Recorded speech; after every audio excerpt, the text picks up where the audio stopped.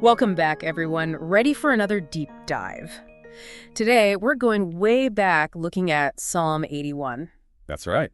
This time we're working with the New Living Translation, and I gotta say, it's pretty amazing to think this was actually once a song. Oh, I forget. Meant to be sung, accompanied by instruments. Yeah, it says right at the start, it attributed to Asaph, intended for the choir director, and you could just picture it with all the stringed instruments. Right, like a whole orchestra situation. Exactly, a full-on musical experience. So our goal today really is to try to get to the core of what this ancient text is saying. Yeah, beyond just the surface level, like what's the real message here? Especially what it tells us about, remembering listening and those good things that are offered to us. Yeah, those promises and stuff, that's always fascinating. Absolutely. So let's dive in. One of the first things that jumps out is this super vibrant invitation to worship. Oh, yeah. Right away you get hit with that energy. Sing praises to God our strength. Sing to the God of Jacob. It's like a command to really get into it, to express that joy. And not just like hum a little tune.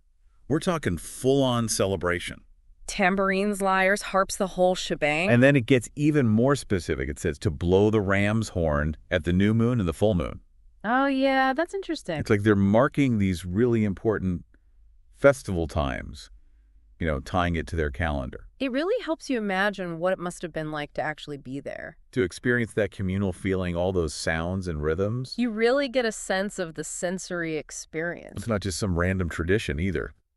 Verse 4 is super clear about that. It says, "For this is required by the decrees of Israel. It is a regulation of the God of Jacob." So they're not just doing this for fun. It's like a divine order. Exactly. It comes straight from the top. And that leads us right into verse 5, where it connects back to a major historical event, their freedom from Egypt. Ah, yes, the Exodus story. It says, he made it a law for Israel when he attacked Egypt to set us free. What a powerful moment. And then it gets even more intriguing with that line, "I heard an unknown voice say." Yeah, what's that all about? It's like there's this element of mystery, a hint that something unexpected is happening, some kind of divine intervention. Like God speaking through someone or something they don't quite recognize. Exactly. And then in verses 6 and 7, that unknown voice actually speaks directly. It's like the narrative shifts to this more personal tone. Oh, I see that now. God's recalling their struggles, the burdens they were carrying, and how he answered when they cried out for help. Like a parent comforting a child. There's that image of being answered out of the thundercloud and being tested at Meribah for water. Wow, those are some vivid descriptions. It paints this picture of a God who's right there with them, responding to their needs in those moments of desperation. So we see God as their rescuer, as this constant presence.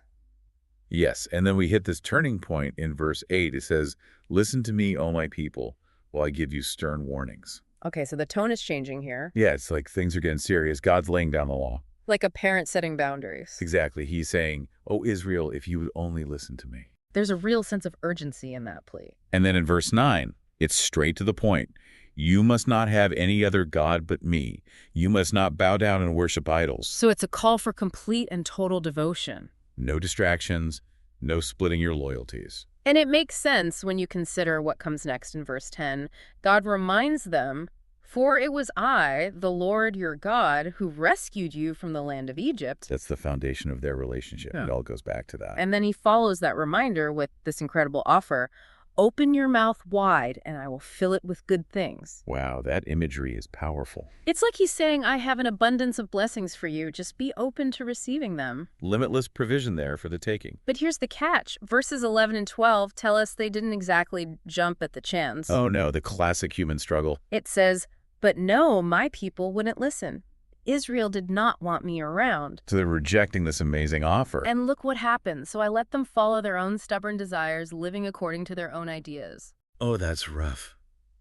There are consequences to their choices. It's like that old saying, you made your bed, now lie in it. It's really heartbreaking when you get to verses 13 through 16. What happens there? It's almost like you can hear the sadness in God's voice. He keeps repeating, "Oh, that my people would listen to me. Oh, that Israel would follow me, walking in my paths." He really wants them to choose him, to trust him. And he lays out all these amazing things that could happen if they did. "I would quickly subdue their enemies. I would turn my hand against their foes." So he's promising victory and protection. And then he goes even further. "Those who hate the Lord would cringe before him. Their doom would last forever." So their enemies wouldn't stand a chance. And then the best part. "But you would be fed with the finest wheat. I would satisfy you with wild honey from the rock. Wow, wild honey from the rock. That's pretty amazing. It's like he's saying, I'll give you the best of the best. Yeah. You'll be completely satisfied if you just follow me. But it's all conditional. They have to choose him first. That's the key. They have to be willing to listen. So Psalm 81 really highlights this constant tension, this back and forth between God's incredible generosity and our human tendency to want to do things our own way. It's like that struggle between surrender and control. And I think that's something we can all relate to, even today, whether you're religious or not. Absolutely. Yeah. I mean, think about it. How many times have we ignored good advice or that gut feeling telling us to go in a different direction? Yeah, we think we know better. And what about all those missed opportunities, those honey from the rock moments that we might have experienced if we'd been more open to listening to a different perspective? It's definitely something to ponder, food for thought, as we go about our day. Maybe there's some wisdom waiting for us if we just tune in and listen a little more closely. Thanks for joining us for this deep dive, everyone. We'll see you next time. See you then.